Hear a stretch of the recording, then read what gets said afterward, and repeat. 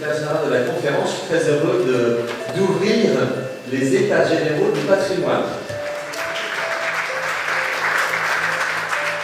Le patrimoine, c'est ce que nous avons reçu des générations précédentes et que nous sommes supposés transmettre à d'autres. C'est le sens du mot. Et il se trouve qu'effectivement, en France, le patrimoine artistique, essentiellement, est religieux. Pour une très grande partie. Chaque village a son église qui souvent est d'une grande qualité et possède des trésors. Enfin, on évoquait tout à l'heure lors de la conférence le fait que les églises de France, c'est le premier musée de France. Un immense musée.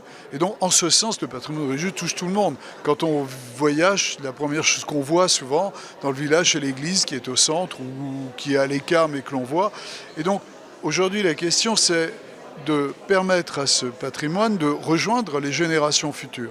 C'est-à-dire comment redonner la clé du patrimoine, alors dans notre cas, nous religieux, à ceux qui nous suivent et les aider à le comprendre.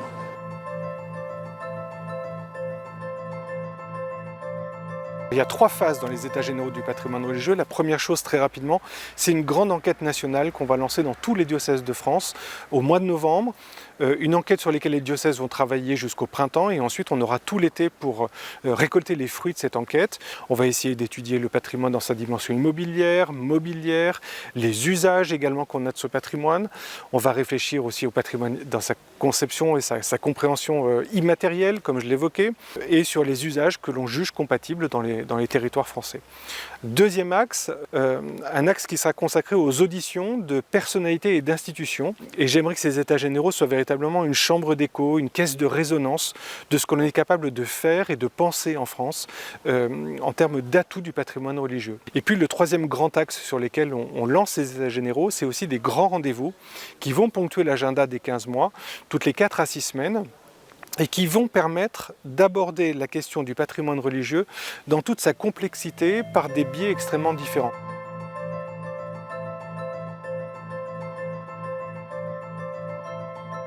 Moi je trouve ça assez incroyable, c'est-à-dire que le lancement des états généraux du patrimoine, s'ils sont faits à Bonnevalin et pas au Mont-Saint-Michel, c'est suite en fait au périple en vélo que j'ai fait entre Nice et le Vatican pour promouvoir notre église.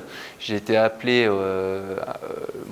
j'étais à Rome, j'étais à côté du Panthéon, Monsieur Mornas, responsable des états généraux du patrimoine religieux, m'appelle et me dit est-ce que ça vous intéresse et si on fait ça chez vous parce qu'on trouve ça très bien. Justement, ce qu'on cherche dans les états généraux, c'est de valoriser les petites églises comme la vôtre. Est-ce qu'on peut venir?